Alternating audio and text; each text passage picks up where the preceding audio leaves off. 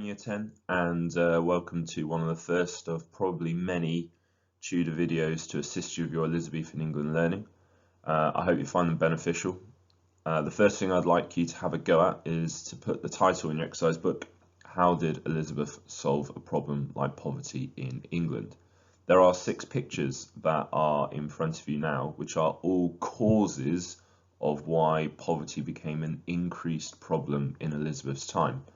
Have a look at the pictures, see if you can work out, before I reveal, the causes of the increase in poverty in Elizabethan times.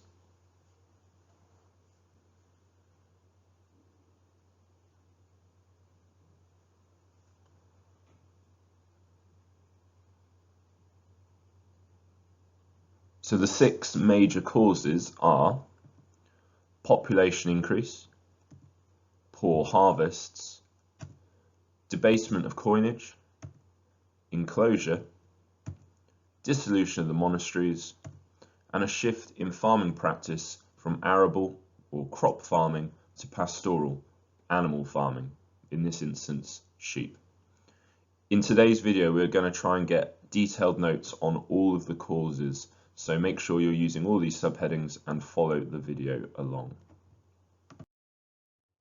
The first factor to look at is population increase.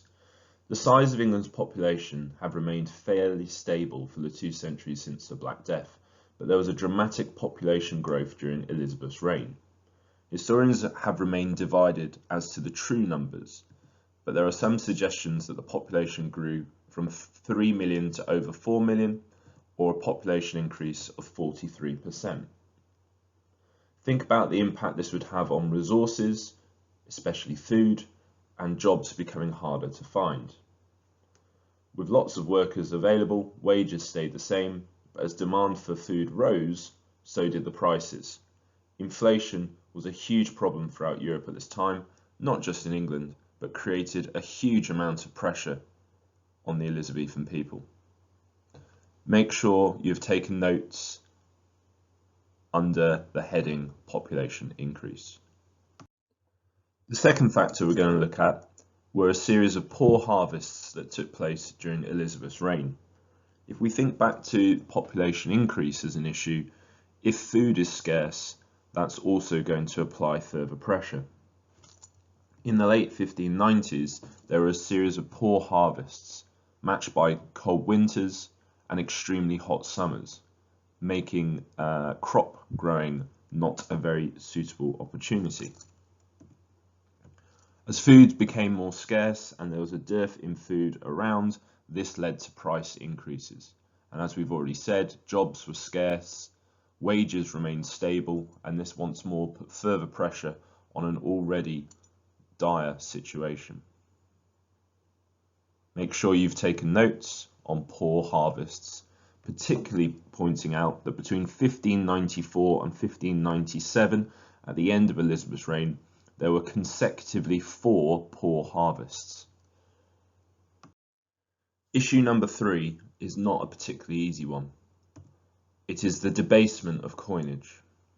Now what that simply means is the withdrawal of all money, it being melted down, and a creation of more money in circulation.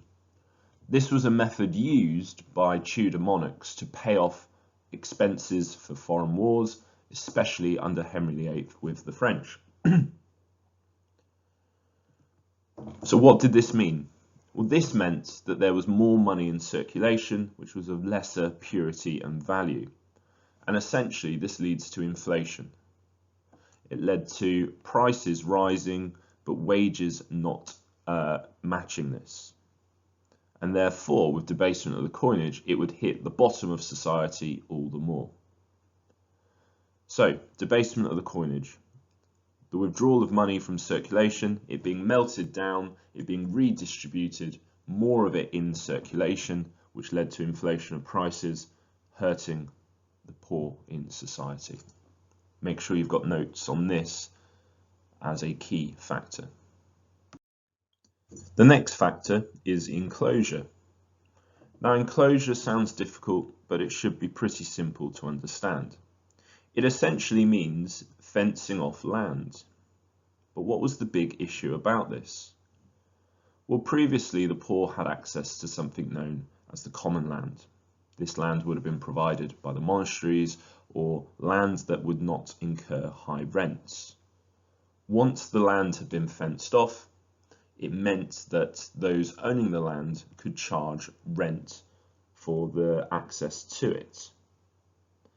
Tenants became the victims of greedy landlords through unfair rack renting, which led to spiral rents and lots of evictions. At the same time, the growth of enclosure was bad news for the poor. Traditional open fields were combined and enclosed with hedges to allow farmers to dictate what happened on that land.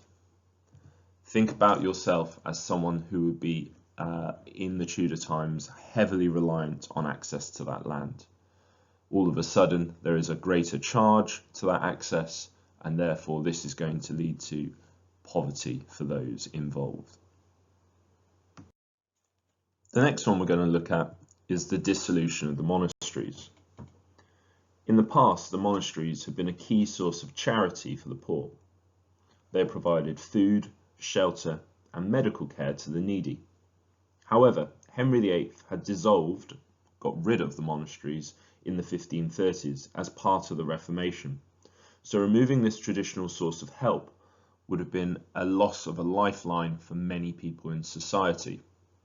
We can also use this as an example for Health and the People and the changes that took place in early modern England. The monasteries have been a form of hospitals to many of the people, provision of food, provision of care. This was removed.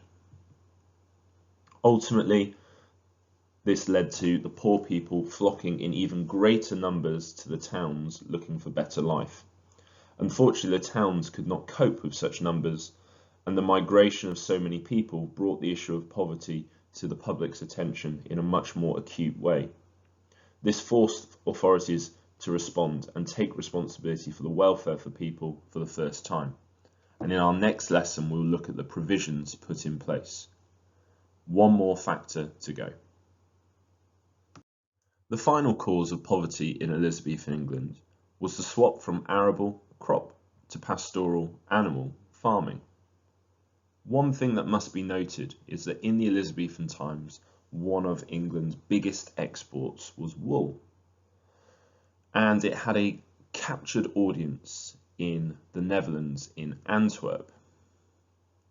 Many owners of land cottoned on to this lucrative opportunity and swapped from arable farming to pastoral farming.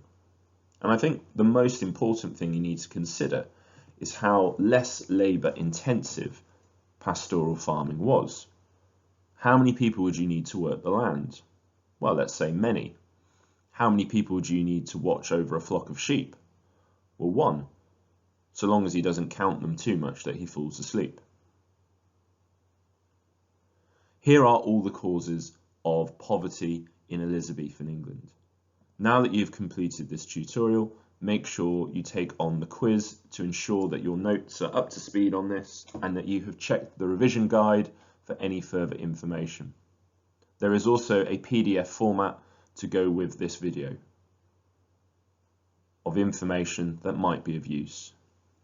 Thank you very much for your time.